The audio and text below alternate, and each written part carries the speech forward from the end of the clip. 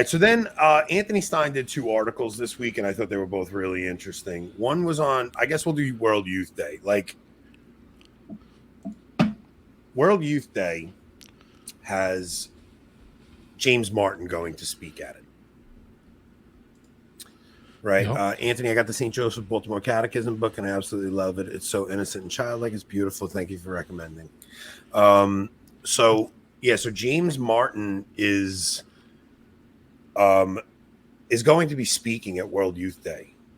And it's like, we're at a point now where the church is hosting this event for 1 million kids, young people coming, and they're going to hear heterodox teaching now. It's basically the LA Rec that's going on. Mm-hmm. What are we actually doing with this thing? And it's like, I see like Chris Stefanik is going. Plus, aren't they also, as part of the actual official program, going to be bringing these kids to like places of Jewish and Mohammedan worship too? Are they? I've heard that, and I'm not going to say it's necessarily true because I don't know, but I have seen that somewhere. That as part of the program, they're going to be introducing kids to more or less other religions. It's like, if you're going to have a World Youth Day and you're actually putting up a priest who's going to talk to kids and tell them how the rainbow stuff is okay and legit. Like, I'm having a hard time understanding, like, like how do people let their kids go to this thing at this point? When I was growing up, which isn't as recent as I used to think, I don't know. It was just something like the parish kind of pushed on you as. Did you ever go to one? No. I forget. There was one big one. The big one with JP2 was a little bit Denver, right? Yeah, I think Denver was the one. That was just before I would have been really old enough to, and then he got pretty sick and invalid. And so then it was a while until I think Benedict did one, and by then I was too old. So we're not too old, but I'd gone off to school and kind of fallen away from the church. So I kind of missed a good time period there, and I'm not sad about it, to be quite honest. Well, everybody always talks about the Eucharistic sacrilege, right? But at least during JP2 and Benedict, you were getting solid homilies and things like that, right? Like, you've always had Eucharistic abuse. Like, you see the videos, it's just 10,000 people handing wafers back to the next person. Like, how many of those get dropped on the floor, how many of those are mistreated. It's almost like, why even there's probably more Eucharistic abuse at one World Youth Day than there was during 100 years during the Middle Ages. That's what I mean. It's like, why even serve communion at an event like that? Really, why? There's no need for it. It's not necessary. I mean, you could even celebrate Mass and just not distribute communion. Right. Exactly. Like, okay, you guys want to be here for Mass? That's fine. Why do 1 million people need to receive communion? I don't understand. Like, it doesn't make any sense to me at all. It really goes against the Eucharistic theology of the Latin Church for almost 2,000 years. Like, it wasn't until Pius X where regular reception of the Eucharist was encouraged. And I'm not saying that it's a bad thing, of course, but like King St. Louis IX, he attended Mass twice every single day, and he received communion only 6 times over an entire year. Really? Yes. Yeah, like daily communion which pope was it? It was like Pius X or something. Pius X is the one who encouraged weekly communion, I think, mm-hmm. right? Like, it was, people would go to Mass every week, but they didn't always receive communion. It was like, so there's two ways to look at that. It's like, because I remember during COVID, when we weren't allowed to receive, like, it built a real anticipation.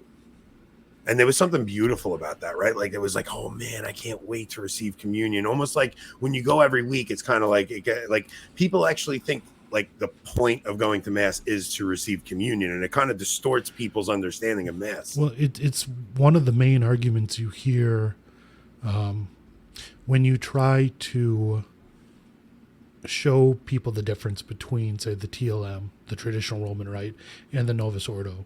One of the main arguments you hear in opposition is, well, the Eucharist is still the Eucharist, that's all that matters. And it's really a reductionism that breaks down the entire liturgy to just the sacrament. And yeah, that sacrament obviously is at the heart of it, but that sacrament isn't the Mass. It's not the liturgy. There's so much more to it than that. And if that's all it was, why don't we just have a priest get up there, say the words of institution, the words of consecration, and take communion? Why do we have anything else added to it then?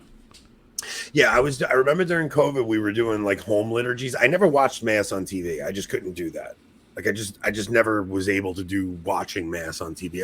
It felt wrong.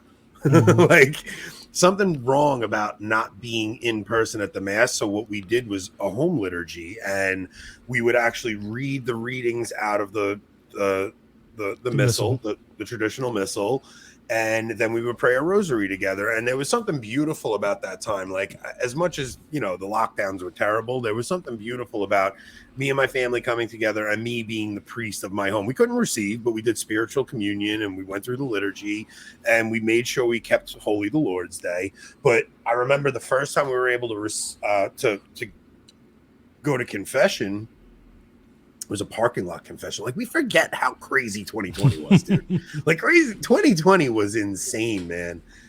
And yeah, the first confession I could take my family to, because Father Mayara heard my confession in the city, but like the first one I was able to take my family to during lockdown was in a parking lot, and we did like drive-through confession. So the whole family would have to get out of the car while one person did confession, and then I went first. I pulled up. I went first, and then like my wife would come in the car and she would go, and then my kid would come in the car and he would go. It was a really strange time. And then when we were finally able to go to Mass and receive, it was very like it was very bittersweet because of the mask thing. Like it was like, yeah, we get to go to Mass, but everybody's wearing masks, and it was like, I'll tell you, man. Went to the society during that. Nobody wore one there. And it was like, this is where I'm going right now. Tom, the confession, I went to St. Pat's in, so Tom goes to the same parish as me. So for confession, it was St. Pat's in Huntington. And for Mass, I went to the society because they would actually let me receive and I didn't have to wear a mask. I was lucky enough to where I was actually the one helping our local parish do the live streams. So I went every Sunday, went to church, and Father could hear my confession if I needed, and I still got communion there as I was helping live stream. So I was personally pretty blessed. My family had to stay at home. That's what I was going to ask. Yeah. So your family couldn't go with you, right? Right. Yeah. Yeah, that was a time where it was like if you had a good priest who you could count on, like you were still okay, like yeah. But if you were just like an unknown at the parish, it was pretty rough for most people, Man, that was a wild time, right? Yeah, so World Youth Day, I don't know, man. I don't know where it goes from here. It's like almost like it's like not now they don't even get like you have this guy who's running it saying we're not even looking to evangelize people anymore. And even if that ever was the purpose, like how long are we going to continue to do these same things without changing them? Like World Youth Day has been a thing for how long now? 30 years at least? 86, I think it started. So almost 40 years. 40 years. And look at the stats. Yeah. It is getting worse and worse among young people. Like these things aren't helping. Why would you want to take 1 million people, 1 million kids, put them all together when 79% of them are going to leave the church? Why would you want to take your kid who you think won't leave the church and put them with 100 kids where 79 of those kids are going to leave the church? How could that possibly help them? So weird, man. It's like but here's what's weird. It's like during John Paul, like you were too young, I think, to really grasp how big of a presence John Paul was. Like especially before the scandals. Like, dude, before the scandals, you don't understand the presence this man had. Like he made people, dude. He went before Gorbachev, and Gorbachev was trembling before him. Like it really was John Paul and Reagan who brought communism down in Russia. I mean, what we thought was bringing communism down, but it was just like this man just had such a presence before the scandals broke. Once the scandals broke, it was like all of the authority he had was just done. Like there were rumors about it and stuff, but when he would do an event like a World Youth Day, you have no idea the excitement and like just the anticipation for John Paul II coming. My parents went and saw John Paul II at Citi Field, which was it wasn't Citi Field back then. It was now it's Citi Field. What the heck was it before? Shea Stadium. They went and saw him at Shea Stadium, which was where the Mets played, and it was just bananas, dude. Like I remember the whole city being shut down. It was crazy, I think that sort of papacy honestly hurt the church. That sort of celebrity pope, I think, only increased that sort of, papolatry that people have had since Vatican I. Like, I'm not saying JP2 is a bad guy or that's a whole. You're saying that being in the spotlight like that. I don't think that sort of pope helps us. At least not in this day and age. I just don't. There's something to the HBO series, which I never watched, but people have shown me clips of like the Pius the 13th. Yeah. Jude Law plays Pius 13th. I've never seen the show, but there's clips where he goes, "We're shutting everything down. No more interviews, no more anything. Like we're going behind the walls of the Vatican." No one got to see his face. The show showed a lot of bad things. Obviously, it's HBO, but if you were to remove all those and have that kind of papacy, I think that would do more to help the church than a JP2 celebrity pope. Yeah. It's like we kind of do need to bring back some of the mystique. The mystery, it's like we don't want everybody so accessible, and now it's literally every day there's another news story of another cardinal coming out and saying something ridiculous, and it's just like, can you men just shut up? Can all of you just shut up? Imagine how the church could have been different if in JP2, instead of traveling all over the world, appearing on the news all the time, all over, giving speeches, instead sat down and actually learned the men who were the bishops, learned about the men who were his cardinals. Think of what he could have done to maybe stem the abuse crisis.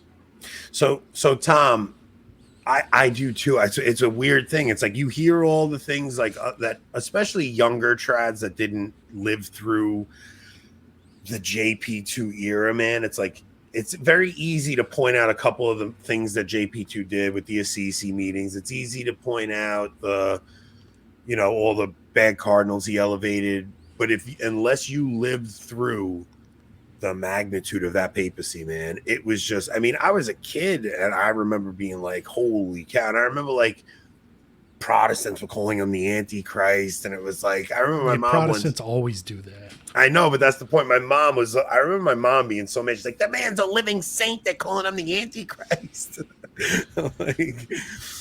But yeah, it's a hard one when you grew up with him, and there's so many people who are JP2 Catholics, I just think we all need to be worried or more concerned about cults of personality, whether it's your normie cult of JP2, your trad cult of Lefebvre.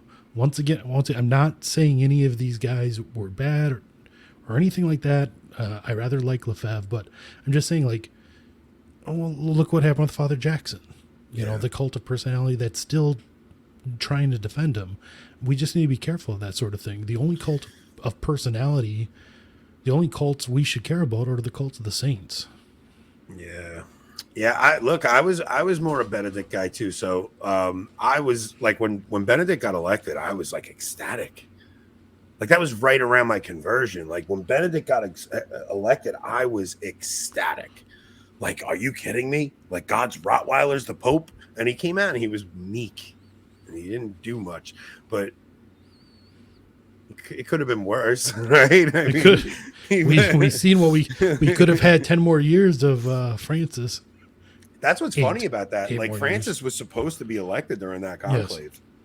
Yep, they say Francis was number two. It was almost like God granted us a little mercy, a brief respite from. Ooh, we got a controversy. Do y'all think JP2 is a saint? I honestly, I still think the church has the ability to canonize. I would say it is. It's like a sententia certa teaching that the canonizations are a secondary object of infallibility. So that means that we have to believe on pain of mortal sin that canonizations are infallible. So yes, I believe JP2 is in heaven. Do I believe it's prudential to name him a saint? I don't know. It's not up to me. I don't think they should name anyone a saint right away. Yeah, like it's just bad judgment, right? Like you don't know what's going to come out. I mean, it took longer to. I don't know how long it took to canonize Pius X. I would imagine it was longer than to canonize JP2, but like, I mean, so Pius X, for instance, was canonized under the old system, where there was the devil's advocate to argue against him, to dig every single thing up that could be used to say this man is not a saint and present it. And do you know the one thing that they found? The devil's, and I don't know, like, I don't have a source for this, but traditionally it said that the one thing found against Pius X, the one thing the devil's advocate could find, is that he one time, well, they found two things. One, he liked his cigarettes a little too much. And two, he one time said a low mass under 25 minutes, possibly because he needed a cigarette. Now, that's why he's one of my favorites, by the way. Like, I love because he needed his Newport. He's at the Vatican Gardens smoking a cigarette. It's like one of my favorite parts about him. It's like Newports didn't exist back then. He was probably smoking non-filtered Pall Malls. Oh man. Oh, come on. He smoked every day. Definitely not a saint. So, yeah, it's like, I just think that, I think, like, even, like, I'm glad Francis didn't right away try to make Benedict, canonize Benedict, because he made comments one time. They're like, oh, what do you think about Benedict? And he goes, well, I think, when he'll be made, because Francis wants to canonize every pope since the council, because it's his way of canonizing the councils, right? Mm-hmm. And it's like, and Don made a good point. It's like JP2, he doesn't have a problem with. Paul VI is a hard one. Like, just for his lack of fortitude and standing up to the enemies of the church. Like, that's a rough one. Like, if a devil's advocate really went through that cause, it'd be like, are you kidding me? And like, the thing is, like, kind of along what Vincent is saying here, not so much the suffering, because I don't know what sort of suffering Paul VI might have had, but like, these men, as far as we know, received last rites, right? Like, they would have received confession if possible. They would have received an apostolic pardon. Like, so we believe that these things will get you to heaven, and the apostolic pardon, we believe, gets you to heaven right away. Yeah. So if they received last rites, they should be in heaven. And not to mention, even if they did have time in purgatory, they had 1 billion Catholics praying for their souls. Yeah. Like, I have no problem believing like that they're in heaven and they're a saint in that sense. Yeah, but the whole point of a saint and raising someone to the altars is that we should look to emulate their life. Right. Their life should be an example of heroic. Yeah, like there was never a cult around Paul VI. There still isn't. That's what I mean. There was He's never a canonized saint and no one prays to him. Nobody. Like, except Mike Lewis, maybe. Maybe Mike Lewis.